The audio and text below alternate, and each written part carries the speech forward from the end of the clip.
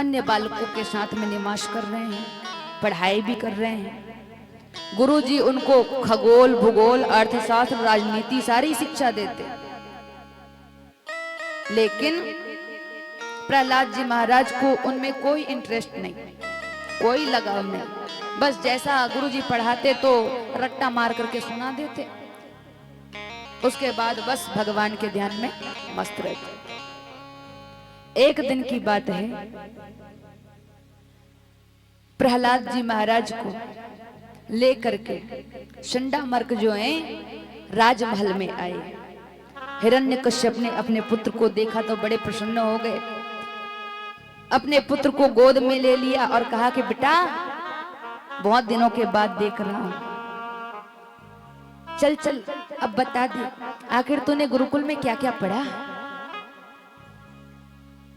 क्या जानता है, कुछ सुना दे मुझे। जैसे आज भी माता पिता घर में पूछते हैं ना, जब स्कूल से आपका पुत्र पढ़ करके आता है या कन्या पढ़ करके आती है, तो आप लोग भी पूछते हैं कि आज तुम्हारे टीचर ने, आज तुम्हारे शिक्षक ने या आपके शिक्षिका ने क्या पढ़ाया, पूछते हैं कि नहीं? पूछते हैं ना कि आज क्या क्या सीखा तुमने। ठीक उसी प्रकार से हिरण्यकश्यप प्रहलाद जी महाराज से पूछते हैं कि आखिर बेटा तुमको क्या अच्छा लगता है, तुम्हारे गुरुजी ने क्या पढ़ाया, तुमको जो अच्छा लगता है वो बता दो। और तब प्रहलाद जी महाराज कहते क्या, तत्साधु मन्येश्वर वर्य देहीनां सदा समुद्विग्न धियां सद्ग्रहात् हेत्वात्मपातं गृहमन्धकूपं वनं गतोद्यरिमाश्रयेत। प्रहलाद जी ने कहा कि पिताजी संसार के प्राणी बस मेरे और पराये के चक्कर में यहाँ पर माया जाल में फंस करके रह जाते हैं, अतः ये माया जाल सही नहीं है, इस संसार का बंधन ठीक नहीं है। इन सबको छोड़ करके वन में जा करके भगवान का चिंतन करते हुए, उन्हीं का ध्यान करते हुए हमें भगवान के पद को प्राप्त करना चाहिए, श्री हरि विष्णु के पद को प्राप्त करना चाहिए। जो ही हिरण्यकश्यप ने सुना तो आग बबूला हो गया, लेकिन अपने क्रोध को उसने छिपाया और हंसते हुए कहा कि अरे कभी कभी बालक, छोटे बालक किसी के बहकावे में आ जाते हैं। चंडामर्क से कहा कि देखो कोई मेरे पुत्र को बिगाड़ रहा है, देखो आखिर ये किसके साथ में बैठता है, किसके साथ में खेलता है, जरा ध्यान रखना। अब तो गुरुकुल में वापस चंडामर्क के साथ में वापस चले आए। वहां पर आकर के चंडामर्क जी ने पूछा कि प्रहलाद क्या सच में किसी ने तुम्हारी बुद्धि बिगाड़ दी है, सच सच बताओ, किसके साथ खेलते, किसके साथ रहते हो, कौन है जो तुम्हारी बुद्धि बिगाड़ रहा है? प्रहलाद जी महाराज ने कहा कि गुरुजी मेरा बुद्धि बिगाड़ने वाला, बुद्धि बिगाड़ने वाले, बुद्धि बनाने वाले, हम सबको बनाने वाले भगवान, बस भगवान ही है और कोई नहीं है।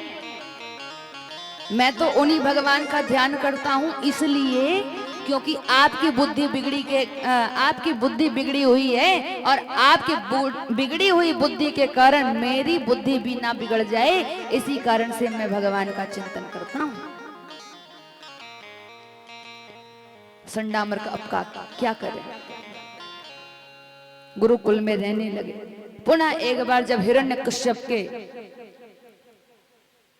महल में प्रहलाद जी महाराज पहुंचे अपने पिताजी के पास, हिरण्यकश्यप ने फिर से पूछा कि आखिर तुमने क्या पढ़ा, तुमको क्या अच्छा लगता है, बताओ। प्रहलाद ने कहा कि पिताजी मैंने आज तक के जो पढ़ा उन सबों का सार केवल और केवल यही है। बोले क्या है? श्रवणम कीर्तनम विष्णु स्मरणम पाद सेवनम अर्चनम बंदनम दास्यम शक्य आत्मनिवेदनम। पिताजी मैं यही जानता हूँ, यही शिक्षा मैंने प्राप्त किया, यही ज्ञान है मुझे, सबका सार यही है कि भगवान का ही ध्यान करना चाहिए, भगवान के ही गुणानुवाद को, कीर्तन को सुनना चाहिए और भगवान के कीर्तन को गाना भी चाहिए। स्मरण करना है तो उन्हीं के चरणों का स्मरण करना चाहिए। अर्चनम बंदनम दास्यम, पूजन अर्चन करना है तो उन्हीं भगवान का करना है, वंदन करना है तो उन्हीं भगवान के चरणों में वंदन करना है और अंत में सखा भाव से अपने आप को भगवान के चरणों में समर्पित हमें कर देना चाहिए। ज्यों ही हिरण्यकश्यप ने सुना तो आग बबूला हो गया और आग बबूला हो करके कहा कि आज तो इसे मैं नहीं छोड़ूंगा, आज मैं इसे नहीं छोड़ूंगा, आज तो इसको मरवा ही डालूंगा, अब इसे नहीं छोड़ूंगा। और फिर तो आप सभी लोग जानते हैं कि हिरण्यकश्यप ने अपने पुत्र को मारने के लिए क्या क्या नहीं किया। पहाड़ से ढकलवाया, नदी में फेंकवा दिया, समुद्र में डलवा दिया, हाथी से कुचलवाया, सर्प बिच्छुओं से कटवाया, स्वयं की माता से कयाधु के हाथों से जहर भी पिलवाया, महीनों महीनों तक भूखा रखा।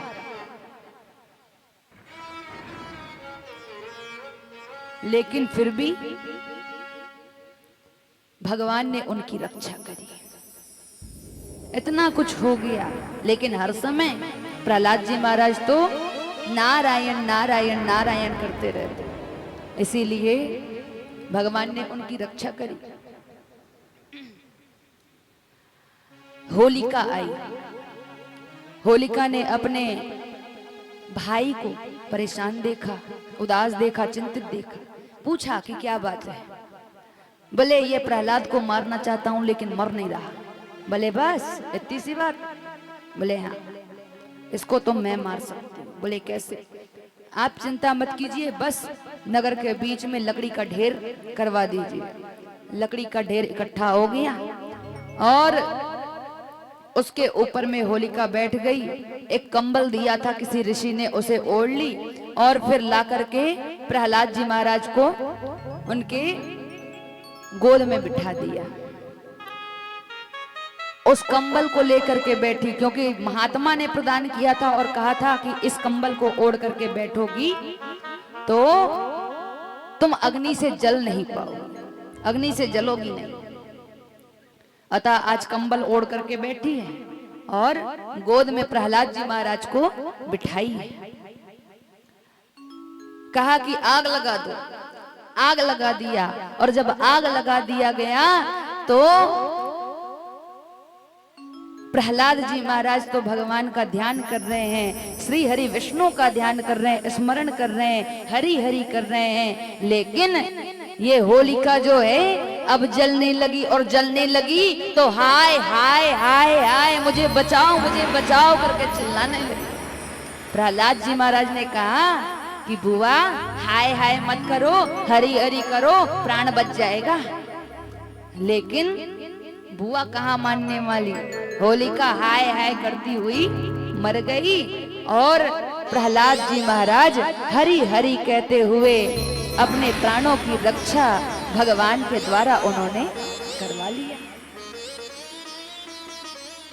इसी खुशी में नगरवासी इतने आनंदित हो गए कि आज हमारा प्रहलाद बच गया, आज हमारा राजकुमार एकदम सही सलामत है, आज भगवान ने रक्षा कर ली।